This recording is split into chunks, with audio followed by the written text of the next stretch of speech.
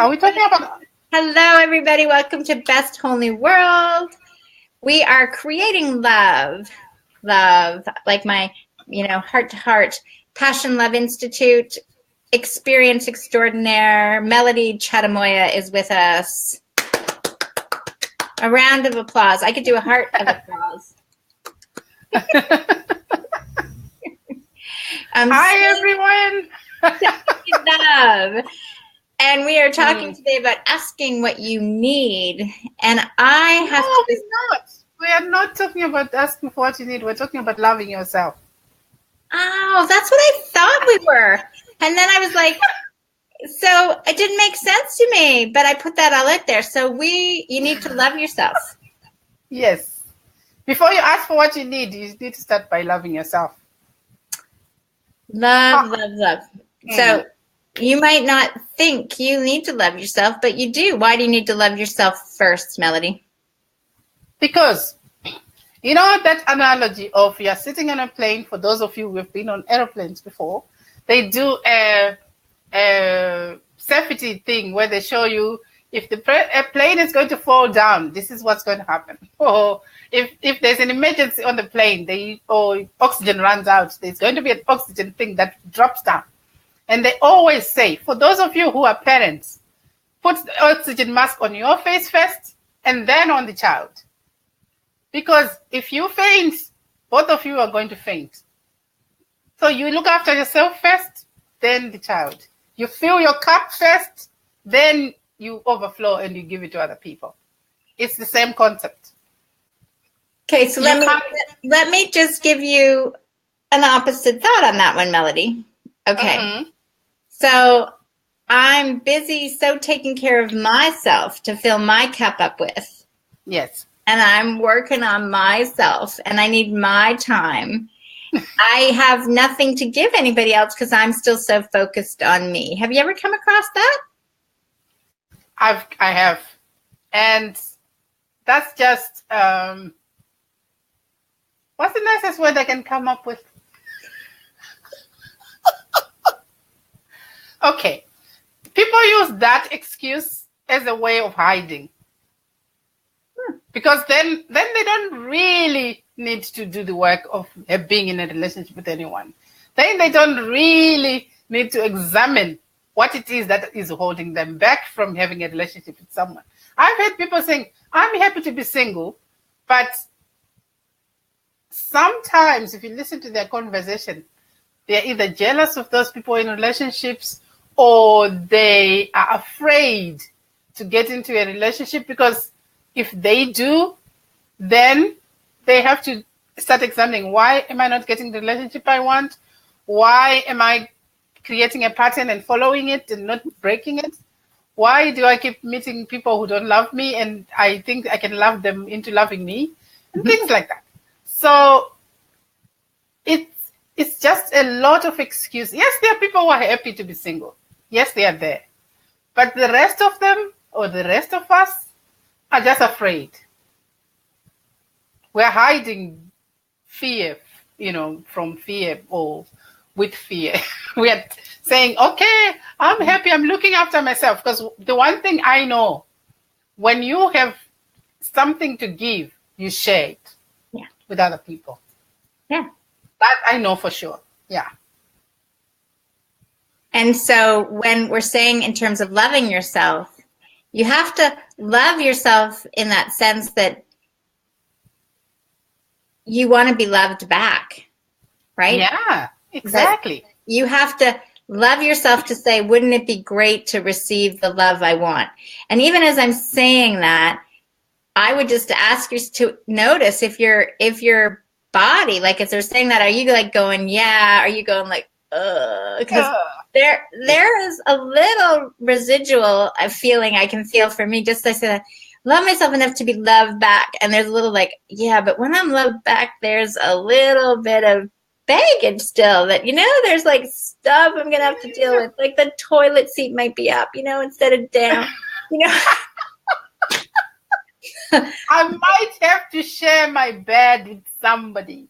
I might have to think about them when I'm ordering food. How frustrating is that? Well, Right. I don't know, because I love to share. I've always loved to share. I'm a first of 5 kids in our family. We are 5. We've always shared and shared equally and happily. So I don't know how people can say, I don't want to share, because I don't understand that. But I get that sometimes people have difficulty sharing their spaces or sharing their time or sharing themselves with other people. But the joy that comes from sharing your love with other people, it counteracts all those other fears that you might have. Yeah. I think that's a very good point that you said. You grew up with 4 family of 4 siblings. Yeah, 4 siblings, right? Yeah. Yeah. So if you grew up on your own, or you grew up, boy, girl, or whatever, there's different dynamics. But I've just noticed for me, as we've been doing all these talks every week, is that being open to that idea of allowing somebody back into my life, right, is allowed me to see in every different show, right, that we've done, is maybe a thought or an idea that I have. So just like now, I'm over dramatizing the idea of but that's the point, is that allowing yourself to be loved, loving yourself enough to receive love from another person, is like allowing yourself to love yourself enough to receive financial abundance, right? Yes. It's all the same about receiving. Yes. So it starts here and going, yes, do I deserve it, right? Am I good enough? Do I love myself enough? Am I able to? And really, when you start to actually be honest with yourself, and Melody's such a great coach for that, just in all her language. For any of you that really want that, I mean, get in touch with her for sure, because it's been a blessing just talking about this consistently, because you can only become aware. Yeah. Because then when you love yourself, you learn how to connect with you, and then you know how to connect with other people. And you connect with them in a way that you'll be able to get what you need. You'll be able to find a person who understands that leaving a toilet sit down does not do it for you, and you won't do it. Right. Because then he knows he's loving you in doing that. Yeah. And you have to ask. You can't just get frustrated and think, sure, he's going to do this and he's going to do that, because that's what you're going to get. If you are looking for somebody to be with, and you start saying, but I don't like him because he might do this, or he might do that, or he might do this, then you're not loving yourself, because you're also saying you don't deserve a good person who's just going to be perfect for you, who's not going to do all those things. Wow. Say that again, Melody, because this is really good for everybody, because sometimes people don't even hear what's being said. This might even need you to repeat it 3 times. I don't know what I just said. Listen closely again. It's about the fact about loving yourself, right? But if your expectation is that you're going to get somebody that's going to do all those things, you're likely going to get somebody that does all those things. But then if you love yourself enough, and you deserve somebody who loves you as you are unconditionally, just as you are loving yourself unconditionally, then that person is going to come in your life, and they're going to give you those gifts that you want, or that whatever you need from a relationship, you're going to get that from that person or with that person, because they don't give it to you, you receive it from them. I know it's a bit weird, because what you receive is something you are open to. You're allowing yourself to receive. Okay, love is a doing thing. It's a practical thing, and also an emotional thing. I'm calling it a thing because I don't have the best word I can. Presence. Yes. It's energy. It's a feeling. Yes. And then that presence, you allow yourself to feel it because it's there inside you, or you don't. But the act of love that you do in your life,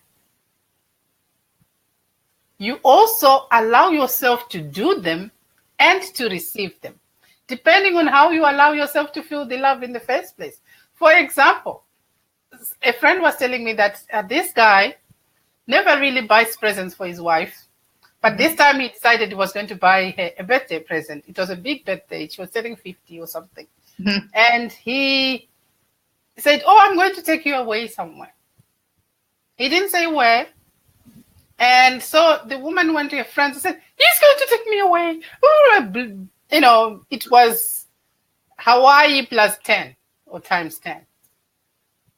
She blew it up to her friends, you know, thinking he's going to do whatever, whatever, whatever.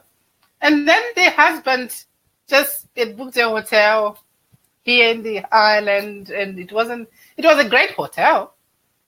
But because her expectation or what she considered loving was different from what he considered loving, she actually refused to go.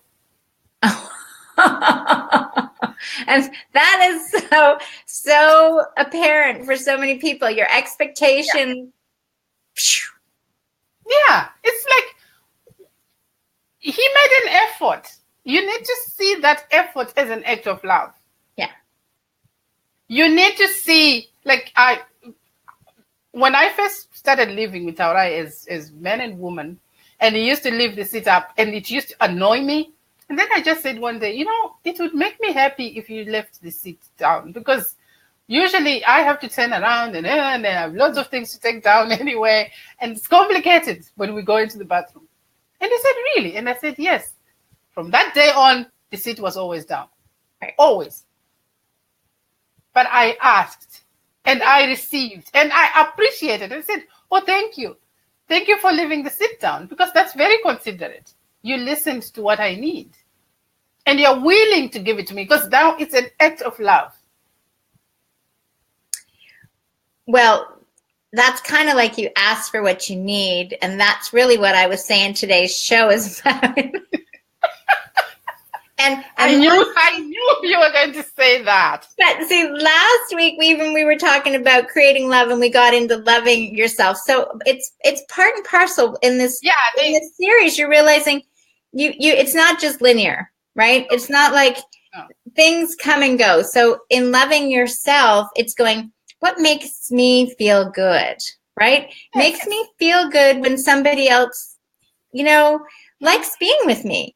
So if they like being with me, they like being with me for me. Yes. So do I want to anticipate that I'm going to have a relationship with somebody that's going to say, oh, what'd you do to your hair today? Yeah. You know? No. I want to be with someone that can appreciate my nuances, you know, and are okay with them, because that's me. Yeah. So you want somebody who notices you, not maybe your hair, but you.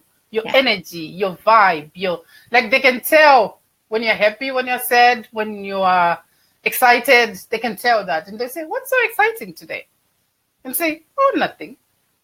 Like I remember when we were in Ireland in 2000, we didn't have we had one mobile phone, so Taura used to take it. And I didn't need it because I wasn't working at the time. Right. And he got a phone call that my dad had collapsed. And he came home. He came to the hospital because Siobhan was in the hospital at the time. So he came and met me at the hospital. He just said, oh, you know, I wanted to see you, and I wanted to just spend the day with you today. It was the summer. It was a nice day. It's sunny and stuff. And I thought I should take half day. And I said, okay. But really, what's wrong? And nothing is wrong. And I said, but his body language, his energy, everything about him was saying something is wrong. And I said, all right, I love you, but I'm going to start making a scene. Really, seriously. Tell me what's wrong, because I know there's something wrong. Right. And then he said, I wanted to wait until we got home and stuff, but obviously you're not going to allow me to do that, so I'm just going to tell you. And he said, well, your dad collapsed last night. He's in a coma, and things are not great. Mm-hmm. And I said, thank you. Thank you for telling me. Right. Because I was going to be thinking about so many things in my head and not appreciate them now. But now that I know, it's difficult, but I can live with that. Thank you. So after that, we could talk about other things. He relaxed. I could see, everything was out. So it was fine. So sometimes you need to see and to understand when you are loving, when you make a commitment, because loving is a commitment to yourself and to everything around you. Because sometimes loving is also allowing a person to call you on things that you have done wrong. Yes. So that you can expand and grow. If you have a partner, a boyfriend, a husband, a sister, a brother who does not call you on you when you mess up, I wouldn't think they care or they love you enough or they even understand what love is. Mm-hmm. If you are a person who says, I don't want to be asked when I'm wrong, ask yourself this question: do I love myself? Why is it that I am not willing to allow other people to be who they are with you or with me? Because that's what love is. Mm-hmm. It's accepting people for who they are. Exactly. So when you accept yourself for who you are, you allow other people to do that with you. So if you've withdrawn from a relationship and you're saying you're happy that you're single, really you're just afraid to be vulnerable. And it might be you're happy being single, but it could very easily be that you're afraid to be vulnerable and be able to draw boundaries and ask for what you want and really allow yourself to receive it, to receive the relationship that you want. And so it's easier to say, I'm happy being single. Yes. Right? That's what you're saying. Yeah. Yeah. Yes. And there are people like that. And it's great because we're all different. We all have different needs. Some of us do better when we are alone. Some of us want to be alone sometimes, but we want to be with other people sometimes. Some of us want to be with people all the time. I used to be one of those people. I was afraid of being alone. And I couldn't stand my own company. Now I do. I've worked on myself and now I do. I'm not afraid anymore. But yeah, and I guess that's the opposite, right? Is somebody that doesn't love themselves enough to just be with themselves, and so feels the relationship is the answer and settles for a relationship that isn't just about lovingly saying, hey, you did something wrong. It's almost, consistently adding to the fact that you feel not good enough or not worthy enough. And, it's demeaning. And so you're in a relationship so you can be with somebody, but you're not being held up and loved for who you are because you chose that relationship because you didn't love yourself enough.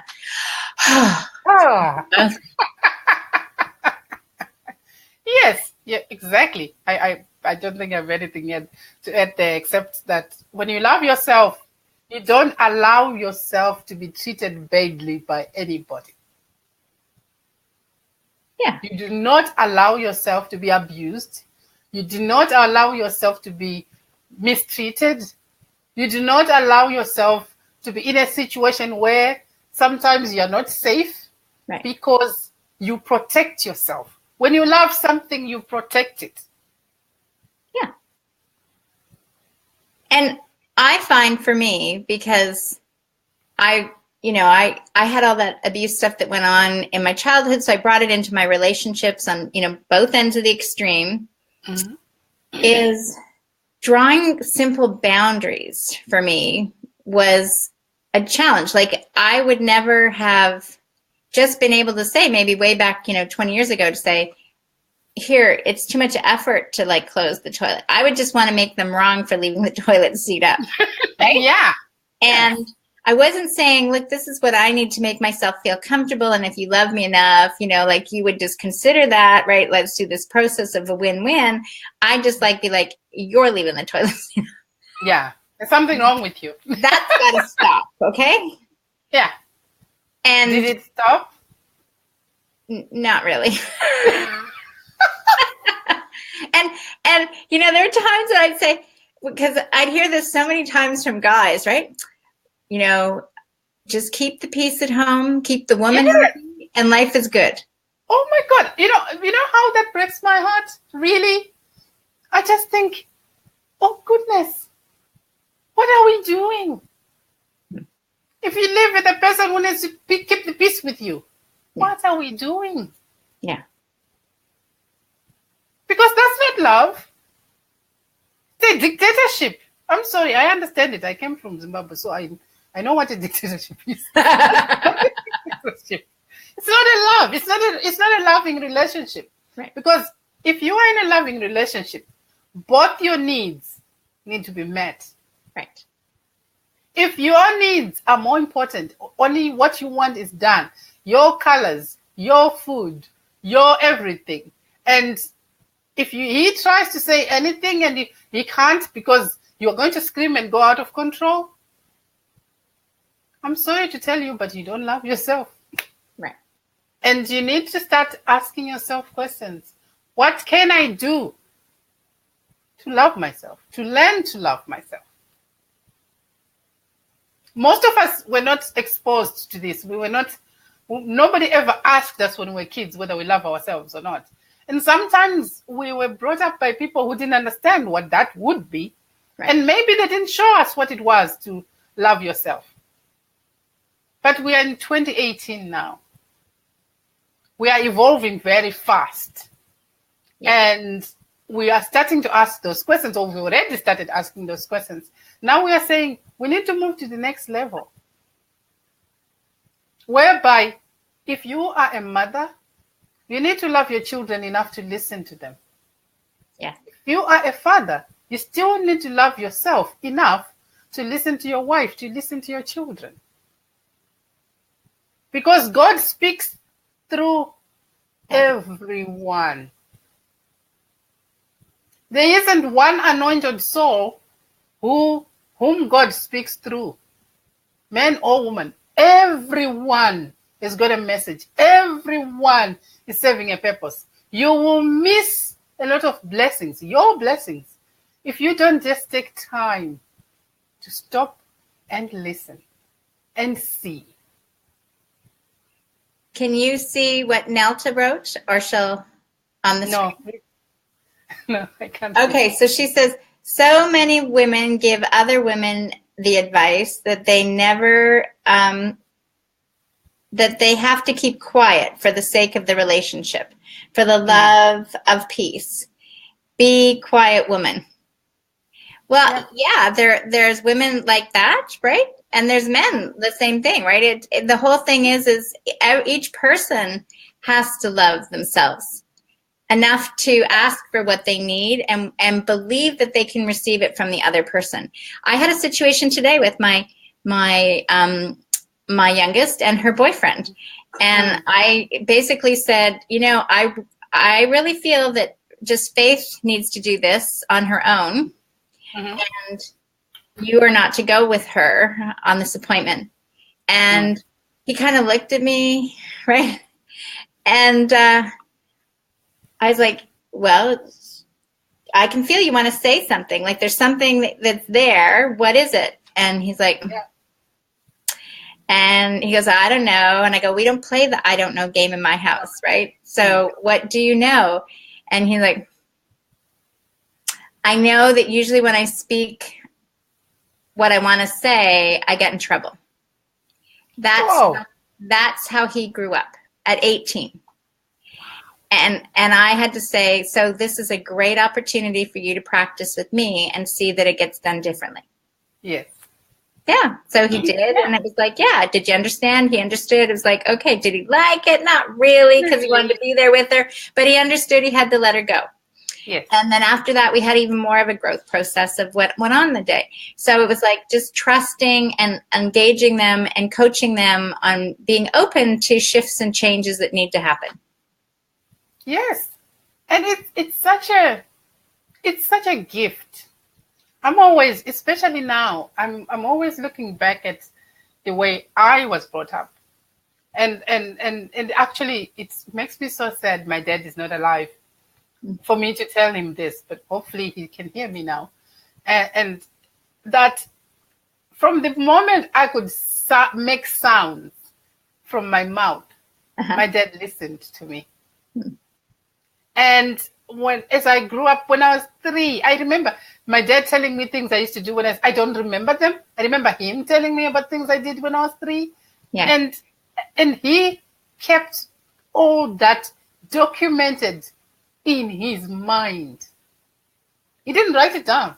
He kept it all in his mind, saying, Melody used to do this, Melody used to say that. And he would always say, Melody, what do you think?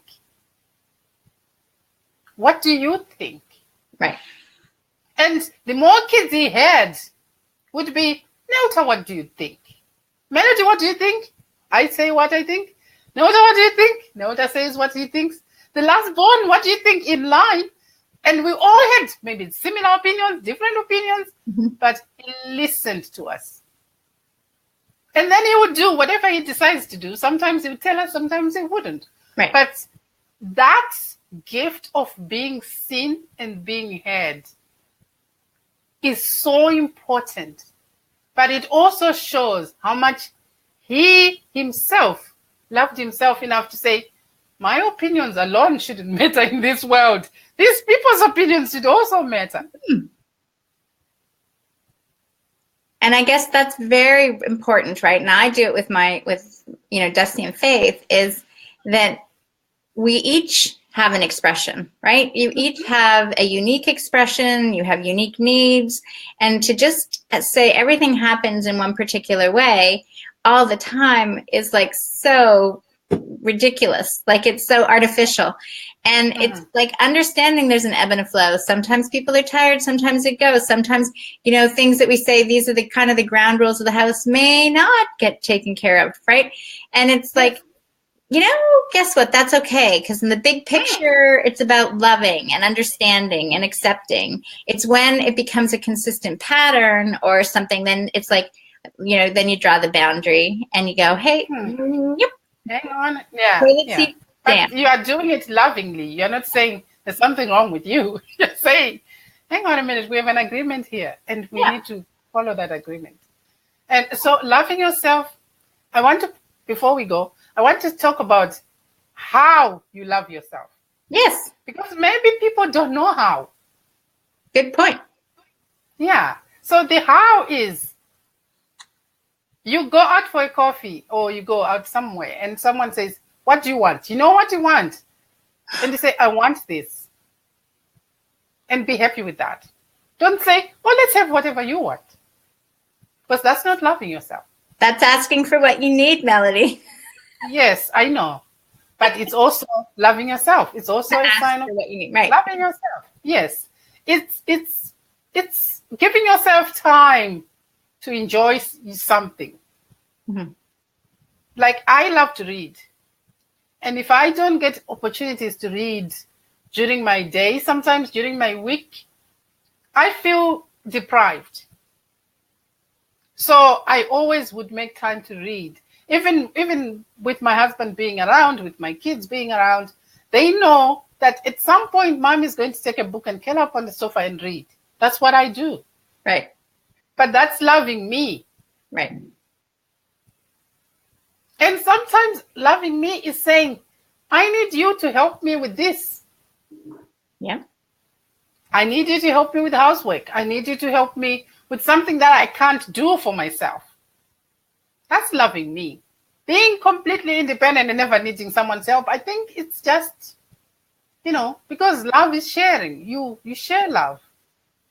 You also allow those people to grow. You also allow those people to give, and you receive. Just like you love to give, and they also want to give. If we are all giving and there's nobody receiving, then what are we giving and who are we giving it to? Right. So loving, it's a flow.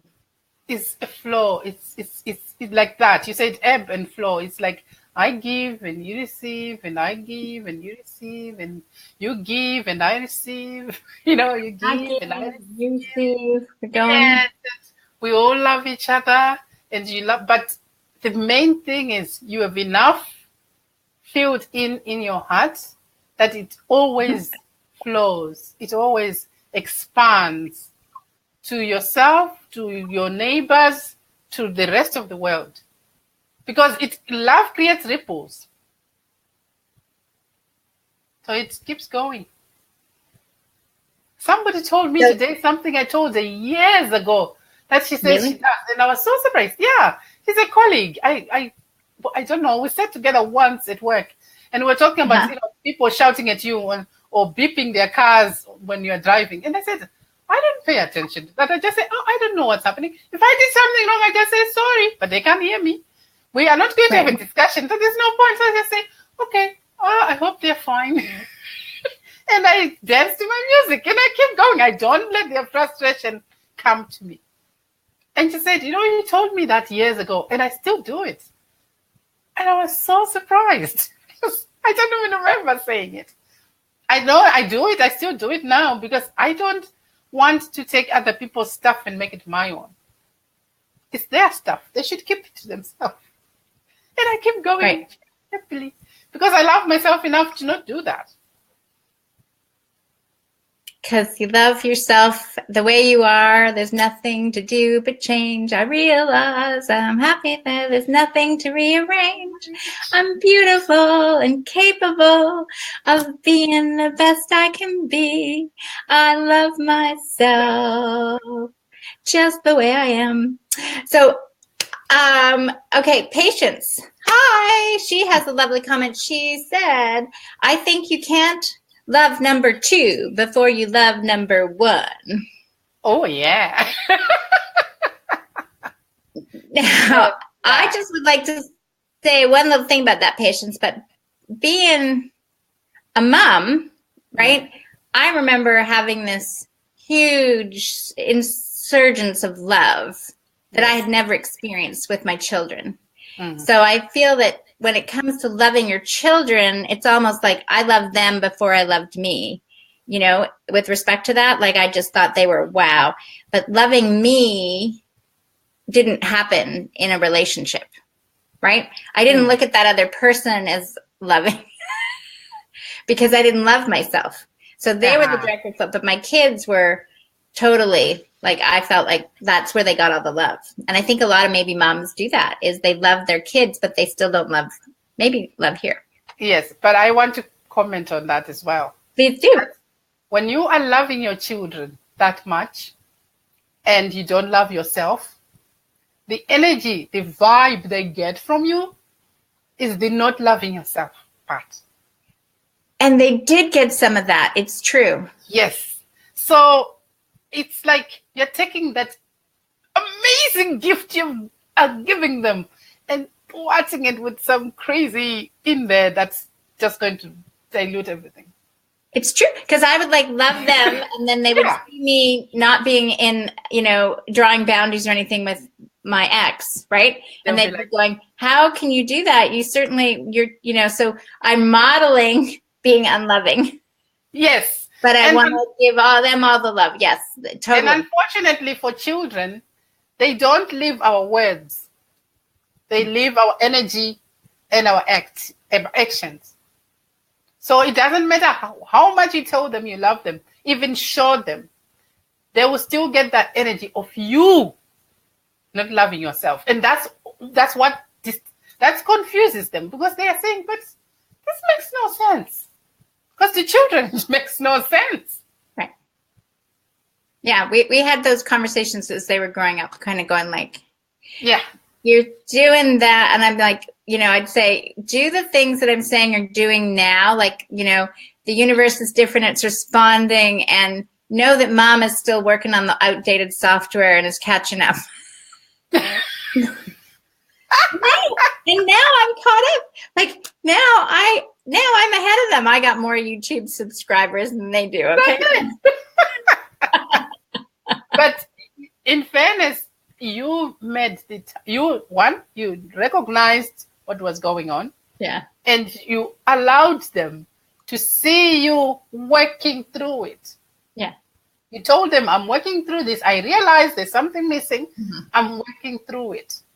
Most parents, most mothers pretend it's not happening. And they think and believe their kids don't know and they don't notice. Like, take any child. Yeah. They suss adults out very quickly. You hear them saying, they're just saying this, but I really know that they don't get on. Or they say they don't fight, but they're always fighting. Right. They say they're not rude, but they're always rude. Like, we cannot hide. And sometimes we tend to disregard children because we don't see them. Mm-hmm. And they're there and they are seeing you in your light. And remember, they are still very much connected to this spirit world better than we are. They see you in your light and they are puzzled by the ambiguity and the funny things that are going on, because you're saying one thing, you're doing something else, and they're accepting something else. Yeah. And all that is confusing for children. Yeah, and so they grow up with that part. And then what I discovered as my kids, as we switched things, and as they were young adults and teenagers, and we were talking about it, is they had to let go of the energy that associated with mom feeling less than, right? And even though I was holding that light to say, you're going to have a different life, it was like the detoxification period. And then that's the part of going, okay, I know I'm shifting and changing and letting go. And then recognizing that, in their encounters, to say, hey, is that really you? Or is that still like a little residual of mom or dad or grandma or grandma? And it's just like dusting it off, cleaning up. Yeah. It's if you manage it day by day, it's literally just that. Versus what some people do is when their kids are in the teenage years and they're really going, wow, that's what happens is my parents are whacked out, right? They've been telling me all these things. They're in denial. They want to take a totally different route. You think your kid is off the rockers doing what they're doing, but really they're finally saying, you know what? The world doesn't make sense. I don't want to be like you because you've been telling me something, but you're generally unhappy, or you didn't follow your dreams, or you thought money was going to buy your happiness, whatever the thing is. And they're saying, no, go in an opposite direction. And then you think the kid is the issue. When you work on yourself and you come to peace and loving yourself, you give your children permission to love themselves and follow their dreams. Yes. That's true love for your children. Mm-hmm. So loving yourself first is actually loving your children. Yeah. That's just the way it is. I think Dr. Phil even said it. You need to love yourself enough so that you can love your children. Or something like that. I can't remember exactly the term.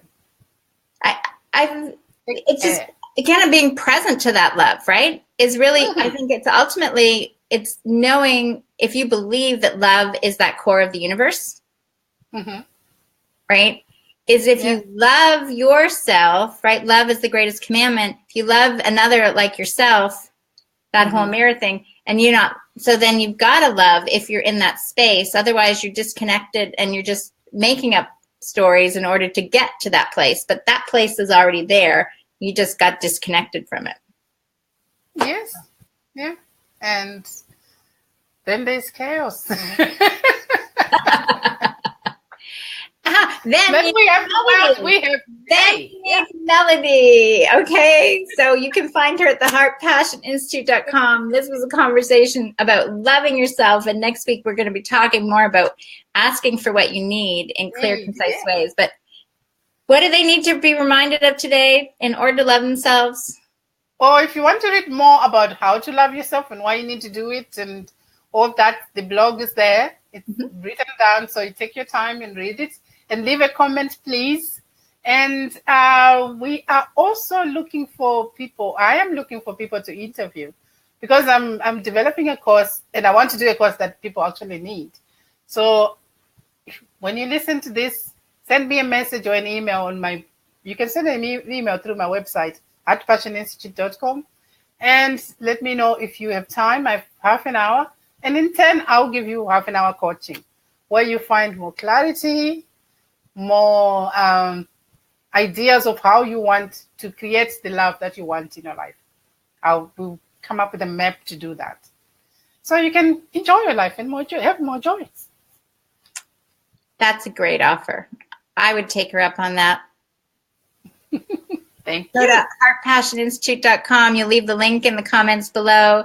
And we will see you on video 3 or next week, however you want to look at it, in asking for what you need in some really great, new, wonderful, inspiring information. Yes. Thanks, Jacqueline. Bye. And thank you for listening. Bye. Thanks for being here, you guys. Bye.